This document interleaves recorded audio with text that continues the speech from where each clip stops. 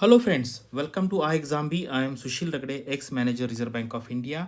और आज मैंने मॉर्निंग में एक वीडियो बनाया था जिसमें हमने इंटरव्यू का एनालिसिस देखा था। और इस वीडियो में हम जो फेज़ 2 का जो इंग्लिश पेपर है, डिस्क्रिप्टिव इंग्लिश, उसका एनालिसिस देखेंगे। और ये जो सेक्शन है ना, ये मैं कहता हूँ कि most neglected section of phase 2 है। अगर आप फेज़ 2 में देखेंगे क्या क्या आता है। फेज़ 2 में ईएसआई का ऑब्जेक्टिव है, एफएम का ऑब्जेक्टिव है, ईएसआई डिस्क्रिप्टिव है, फाइनेंस डिस्क्रिप्टिव है, उसके बाद इंग्लिश का डिस्क्रिप्टिव आता है और फाइनली इंटरव्यू। यानी कि ये 6 मेजर है एरियाज है जहाँ जिसके बेस पे आपका फाइनल सिलेक्शन होता है। तो ये जो पेपर है, वेटेज तो 100 मार्क्स का है, लेकिन यहाँ पर लोग इसको बहुत निगलेक्ट करते हैं। और मैं आपको एक स्पेशल केस दिखाऊंगा, वो स्पेशली है मतलब। लेकिन मैं ये भी बताऊंगा कि अगर इंग्लिश में 10 मार्क अगर किसी जो सिलेक्टेड लोग हैं उसमें से माइनस हो जाते तो बहुत सारे, कम से कम 100 बच्चों ऐसे हैं जिनका सिलेक्शन नहीं होता। और अगर जो सेलेक्ट नहीं हुए उनमें से इंग्लिश में 10 मार्क मिल जाते तो अनदर 100 लोगों का सिलेक्शन हो जाता। इसलिए इंग्लिश बहुत इंपॉर्टेंट है। ये तो हम सब एरिया के लिए कह सकते हैं, लेकिन इंग्लिश बहुत निगलेक्टेड है, लोग इसकी प्रैक्टिस नहीं करते हैं। एक कैंडिडेट है जिनको ईएसआई में एमसीक्यू में सिर्फ 5.25 मार्क्स मिले, लेकिन इंग्लिश में 76 मार्क्स, यानी कि वो टॉपर है इंग्लिश में। इसकी वजह से उनका सिलेक्शन हुआ है। मैं ये आपको ये आगे दिखा दूंगा। चलो वीडियो स्टार्ट करते हैं। तो ये कट ऑफ है। मैंने मॉर्निंग के वीडियो में ये पूरा एक्सप्लेन किया था कि जो जो अपनी अपनी कैटेगरी में है वो उसका डॉक्यूमेंट लेने के लिए लग जाइए। और स्पेसिफिकली ईएसआई के मतलब जो ईडब्ल्यूएस कोटा है उसके बारे में बोल रहा हूँ। 47 मार्क्स कम है जनरल कट ऑफ से। ठीक है, तो जो आपको क्या करना है, आपको अप्लाई करना है, सारे डॉक्यूमेंट सबमिट करने हैं। और अगर आपको ईएसआई का ईडब्ल्यूएस का सर्टिफिकेट मिल गया तो आपको ईडब्ल्यूएस में अप्लाई करना है। आपको नहीं सोचना है कि आप है या नहीं है। ठीक है, चलिए अभी ये है इंग्लिश का जो डिस्क्रिप्टिव पेपर है। ये रैंक वाइज मार्क मैंने लगाया, यानी कि रैंक नंबर 1 से लेके रैंक नंबर 236 तक है। तो अगर आप देखेंगे तो पहले 50 में भी कुछ स्टूडेंट ऐसे हैं कि जिनके मार्क्स यहाँ पर कम हैं। ठीक है, यानी कि उन्होंने बाकी एरियाज में अच्छा किया होगा। और अगर आप देखेंगे यहाँ पर ये जो सारे स्टूडेंट्स हैं, यहाँ पर जैसे मान लीजिए जो जनरल का कट ऑफ है 234.5, वहाँ पर ये लोग हैं, इनको अगर 10 मार्क्स मिल जाते कम, यानी कि हर कैटेगरी में जो बाउंड्री पे है उनको इंग्लिश ने यहाँ पर बचाया है। और ये टॉपर जो है वो देखो, उनका रैंक काफ़ी नीचे है, 175 176 के आसपास, लेकिन इंग्लिश की वजह से उनका सिलेक्शन हुआ है। और ये भी काफ़ी लोग हैं कि जिनको इंग्लिश में अच्छे मार्क्स मिले हैं। तो इंग्लिश की प्रैक्टिस करना बहुत ज़रूरी। अब ये जो ग्राफ है, ये मैंने वो जो इंग्लिश के मार्क्स है वो डिसेंडिंग ऑर्डर में लगाए हैं। ये है टॉपर 76, और ये जो लाइन है horizontal red line, that is average line है। ठीक है, तो एवरेज स्कोर जो है वो 61 है, 61.5 के आसपास है। तो ये लोग देखो, इनको इतने लोगों को 61 से ज़्यादा मार्क है। तो ये देखते हैं 70 एंड अबव 27 लोगों को हैं। इंग्लिश में नॉर्मल मार्क्स मिले पहले। 86 भी, आई थिंक मुझे याद है, एक मेरा स्टूडेंट था उसको 86 भी मार्क्स मिले थे, लेकिन अभी जो टॉपर है वो 76 है। 65 एंड अबव 90 लोगों को है। 60 एंड अबव 155। 60 एंड अबव यानी कि उसमें ये भी आ गया ना, 60 एंड अबव यानी कि 60 के ऊपर जितने लोगों का है वो है। तो ये आपको थोड़ा सा समझ में आना चाहिए।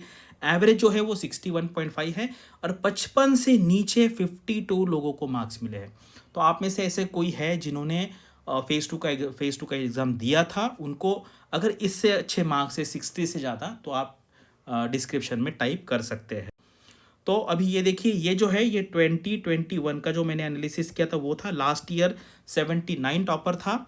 एवरेज मार्क्स लास्ट ईयर 67 थे, इस बार 61.5, यानी कि 5 मार्क थोड़ा सा यहाँ पे कम मिला है।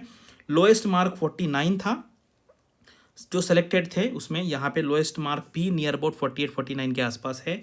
70 एंड अबव लास्ट ईयर 92 लोग थे, यहाँ पर सिर्फ 27 हैं।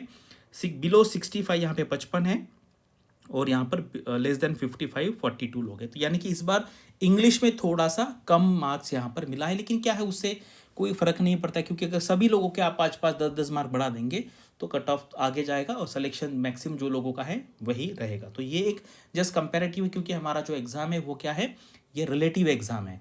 कभी कभी इंग्लिश में ज़्यादा मार्किंग भी होता है, कभी कभी कम भी होता है। ठीक है, तो इस तरीके से मुझे याद है मेरे टाइम पे आई थिंक मुझे 77 के आसपास थे, एंड कोई 81 का टॉपर था। मैं सेकंड या थर्ड टॉपर उस टाइम रहा होगा।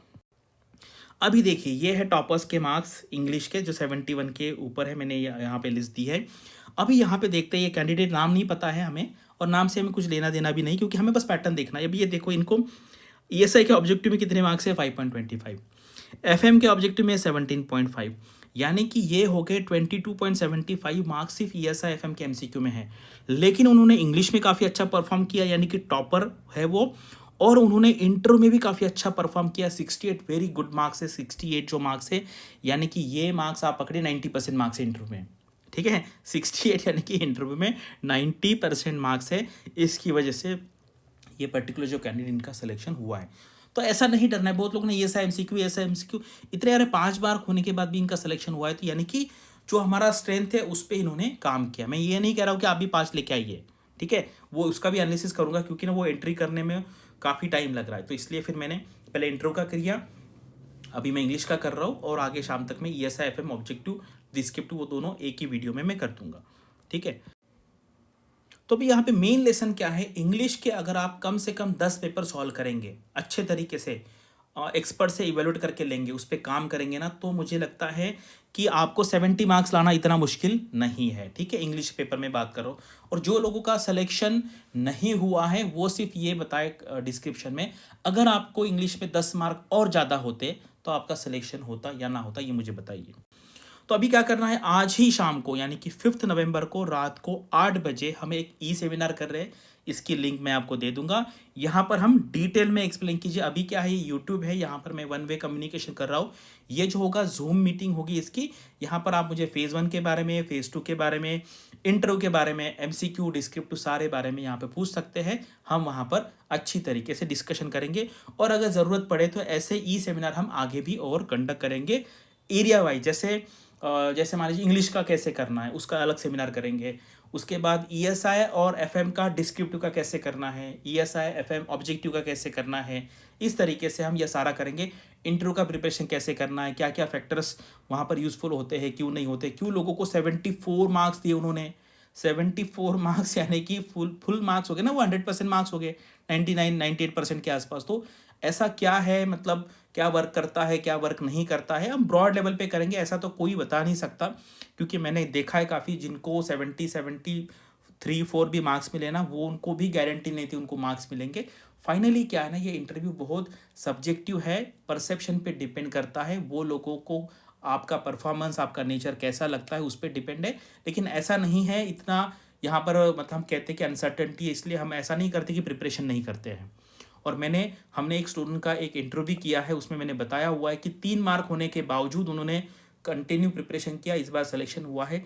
एक कैंडिडेट को 7 मार्क्स थे, यानी कि सिंगल डिजिट मार्क्स है, अभी इतना अच्छा प्रिपरेशन किया है कि मार्क्स अभी 90% के आसपास आए और सिंगल डिजिट रैंक आया है। तो आपको बिल्कुल नहीं डरना है, पिछला क्या हुआ है आगे आपको मेहनत करते नहीं है। यहाँ पर नाबार्ड का भी डीए का एग्ज़ाम आज है। अभी इसका डिस्क्रिप्टिव के बारे में अगर आपको कोई करना है, क्योंकि डिस्क्रिप्टिव का पेपर है, यहाँ पर एग्रीकल्चर रूरल डेवलपमेंट का करंट अफेयर्स भी है, तो आप यहाँ पर इंक्वायरी कर सकते हैं। आरबीआई का जो प्लान है ग्रेड बी का अगले साल का मैंने यहाँ पर पोस्ट किया, आप इसको डाउनलोड सकते हैं। Thanks for watching this video and all the best for your studies and upcoming examinations.